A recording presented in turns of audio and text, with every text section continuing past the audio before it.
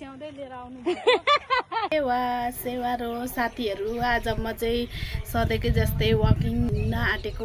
स्वास्थ्य नै सबैभन्दा ठुलो कुरा, त्यही भएर म चाहिँ दिनैँ हिँडेको। घट्नुलाई पनि अलिअलि हो, 30 केजी बोसो छ अरे साथीहरू। त्यो बोसोलाई चाहिँ मैले कसरी कभर गर्ने भनेर चाहिँ हिँड्न आँटेको। म कहाँसम्म पुग्छु आज मेरो ब्लग हेर्नु होला। घिस्याउँदै लिएर आउनु कति हँसेको। एकदम भुँडी लागेर फुट्न आँटेको छ। साथीहरू तपाईँहरू पनि आउनु, म कता जाँदैछु भनेर एकदम यसरी पनि हिँड्नुपर्छ।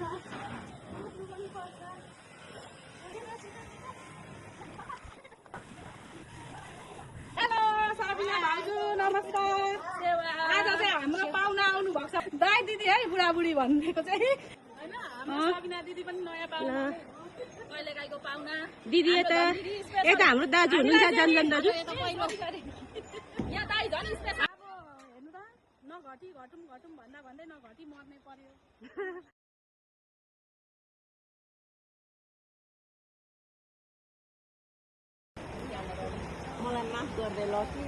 हाम्रो पुलमा चाहिँ यस्तै भिड हुन्छ है, यहाँ हावा खानेहरू हुन्छ सबैजना।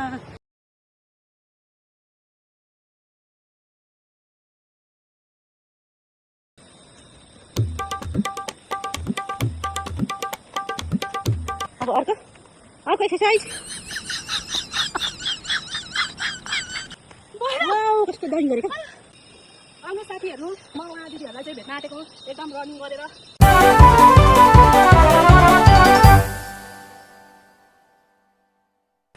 ल हे भगवान, यता है ल, यता यता हेर्नु लु। 30 केजी बोसो चाहिँ बोकेर नहिँड्नु होला, एकदम यस्तो रनिङ गर्नु होला। यता हेर्ने कालामा पनि हिँडेको खतरै रहेछन्।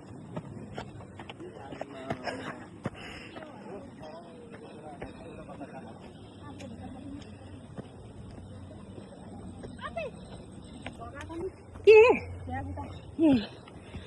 आँखामा मुद्दे हो नि त भ्याकुताले। हेर यस्तो उकालो छ हाम्रो बाटो।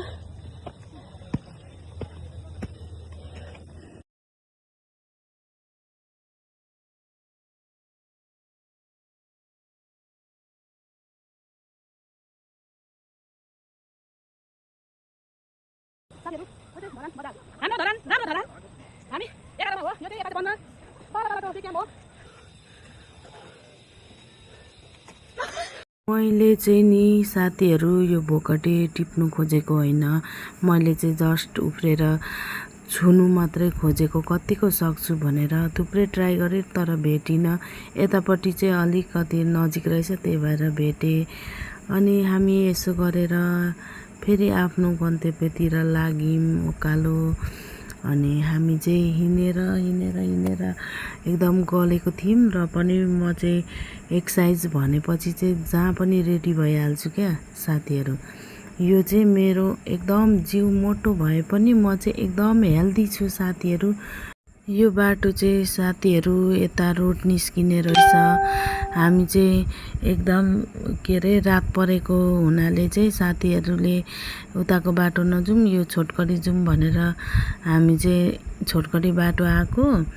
अनि म चाहिँ यता रोड निस्केँ। अनि फेरि एकछिन यता यो धरानतिर देखाउ त भने साथीलाई देखाउनु भयो। अनि दिदीहरू आउनुभएको थिएन, बिस्तारै आउँदै हुनुहुन्थ्यो। अनि एकछिन हामी त्यहाँ बस्यौँ, दिदीहरू पनि आइपुग्नु भयो। अनि हामी चाहिँ पानी खानु जाउँ भनेको, ल जाउँ भन्नुभयो। अनि हामी चाहिँ उफ्रिँदै पानी खानु गयौँ। तिर्खा मेटाउनुको लागि चाहिँ तपाईँहरूलाई एकदम यता डाँडाकाँडा यसरी हिँडेर तपाईँहरूलाई प्यास लागेको छ भने चाहिँ यता बुझाउनु आउनु होला। पानी त राम्रो त, जरुवाको पानी त। घरमा घरमा बसेर पनि यतिको जरुवाको पानी खानु चाहिँ एकपल्ट आउनु होला है यहाँनिर भाग्य चाहिँ एकदम धरानको छेउमा यो अलिकति मात्रै मासतिर हो नि धेर पनि पर्दैन म चाहिँ एकचोटि यहाँ नाच्छु है साथीहरू यसरी हाय बल्ल भेट भयो आदङ्गे मन खोली हाँसन हेलो साथीहरू नमस्कार अब हामी चाहिँ हाम्रो यात्रा सकेको हामी धरानतिर लागेको मेरो साथीले चाहिँ मलाई एकदम सपोर्ट गर्नुहुन्छ र आज मेरो युट्युब च्यानलमा पनि सपोर्ट गरेर बोलिदिनु हुने अरे मेरो साथीकोमा गएर एकदम सब्सक्राइब गरिदिनु होला लाइक गरिदिनु होला सेयर गरिदिनु होला अनि एकदम छिट्टै भाइरल गरिदिनु होला धरानको लागि अनि उसले यसरी बोक्छ पनि हो त्यही भएर सपोर्ट गर्नु पर्यो